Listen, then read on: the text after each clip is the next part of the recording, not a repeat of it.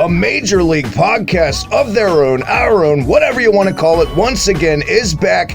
This time, not the standard protocol, mixing it up, a very special episode. We have in the house a very special guest, the first ever official MLW talent to appear on the show. But before we get to that, my co-host TJ, what's going on, man? Welcome back.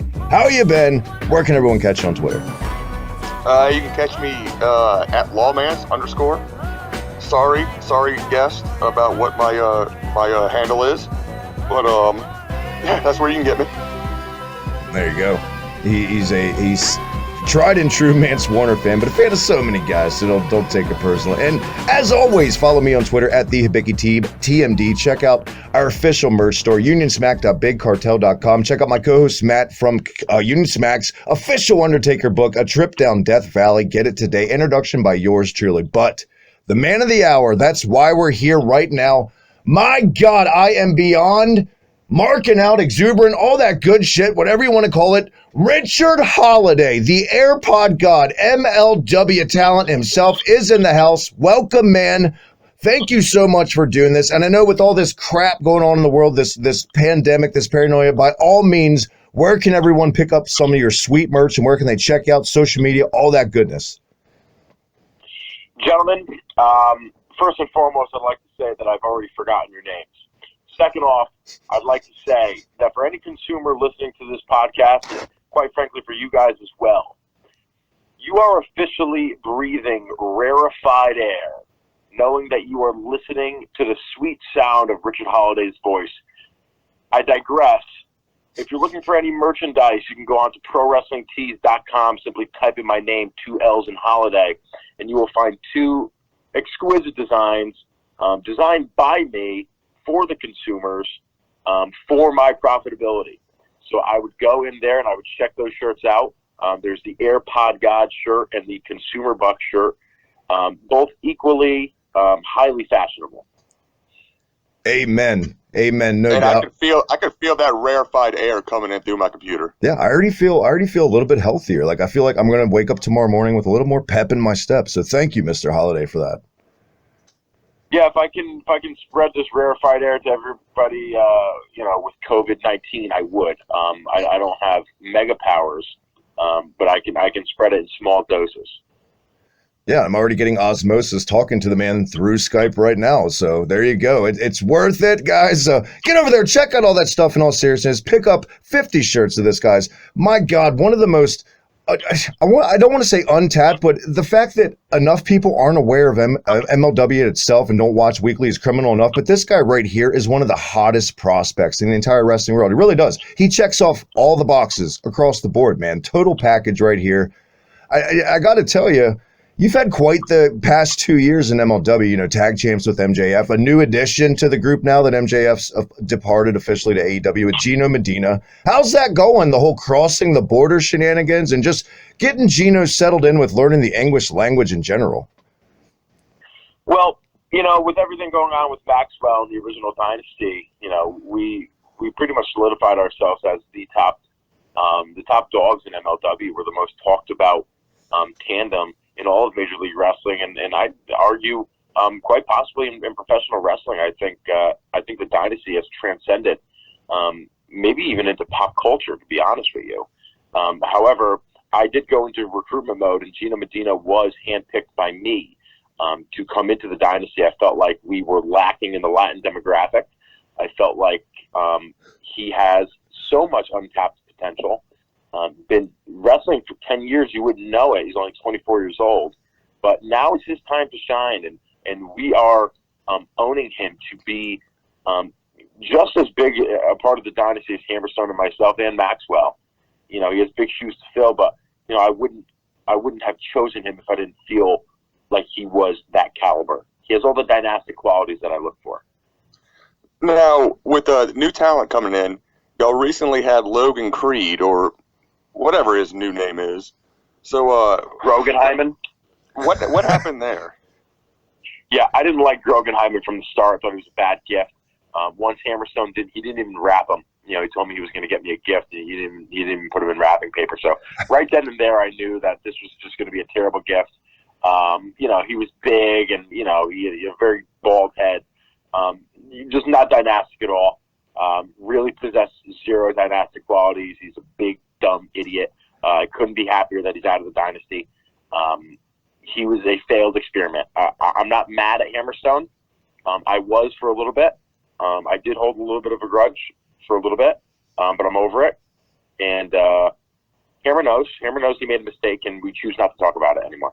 I gotta agree with you though, man. Aesthetically, Logan Creed, it didn't make sense. It was kind of like Kano from Mortal Kombat hanging out with the Four Horsemen. It was like, what? No, I think you made the right choice, and it's a shame he's going full vigilante mode, trying to get himself over at your expense. Doesn't appreciate who got his foot in the door in the first place. No, I mean, he has no idea, what the Dynasty really did for his career.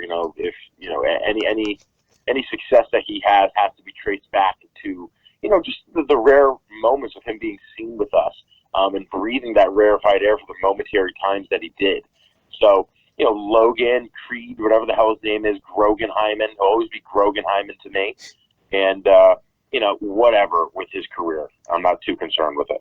Speaking of career, in all seriousness, 2 seconds, what is it? It's quite the revolving door in there, just veterans in the business in MLW over the past, since the relaunch in 2017.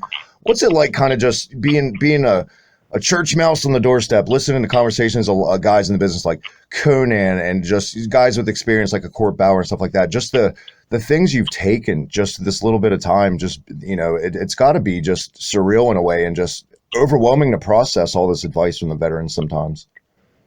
Well, it's cool. MLW has a real big melting pot of talent, from different generations and different walks of the wrestling business. Court Bauer's a guy who, I enjoy my conversations with Court Bauer. It's always positive. He's always reinforcing the fact that I'm the face of MLW, and it's really cool. Konnan, Konnan's whatever. I speak to Konnan if I want to have a funny conversation, but for the most part, they're coming to me for branding advice and marketing advice, which is rather cool. Because I have a degree in marketing, so. I feed off them, they feed off me. Maybe they feed off me a little bit more than I do to them. But, there's so much in MLW. There really is a lot of knowledge walking around there. There really is, and it's quite possibly the most eclectic promotion in all of wrestling right now, just as far as styles. Maybe New Japan would be right there with you guys, but you guys are as advertised, that hybrid lucha libre, American hard hitting. You got your death matches if that's your thing. You got your throwbacks like a Pillman Jr. You got yourself. Speaking of classic throwbacks, man, it's just another question I feel like TJ and Mr. Holliday that comes to my mind too. Just scouting, speaking of, that's another thing now. We're in such an oversaturation of wrestling promotions. There's a million promotions, and that's a great thing too. It's like there's something for everybody. If something doesn't tickle your fancy, there's option B and C. If anybody in any of these promotions that you've seen on your radar is dynastic, who would be that addition to Dynasty if you could swing it and grab them? If I can grab somebody from another promotion, just a little fantasy booking. I think the Dynasty is as dynastic as it could be. I mean, maybe we can do a game where you will tell me who you feel is dynastic, and I'll tell you if they are or if they're not. Well, I'm going to say right here that the Dynasty's got what they need. They don't need anybody else. You got Holiday, exactly. You got Hammerstone, you got Gino. Come on. Yeah, Come on, Travis. you see, the game wasn't going to last long because I was going to shoot down anybody that you mentioned. Exactly. Because the Dynasty is what it is. I wouldn't take anybody from anybody else, and I wouldn't trade anybody for anybody else. Hammerstone and Gino and myself, we are the Dynasty. There is nobody else. I'm sure Ric Flair would have said the same thing about the Horsemen. I'm sure Triple H would have said the same thing about Evolution. And I'm saying the same thing about Dynasty. You're right, because even back to the Horsemen, it feels like, except for that core group, every guy they tried to bring in, it just was never the same. I know I speak for myself. When I hold that microphone, I control the room. And I don't think that there's anybody who can out-talk me. And that's why I don't think that that the Dynasty necessarily needs anybody else.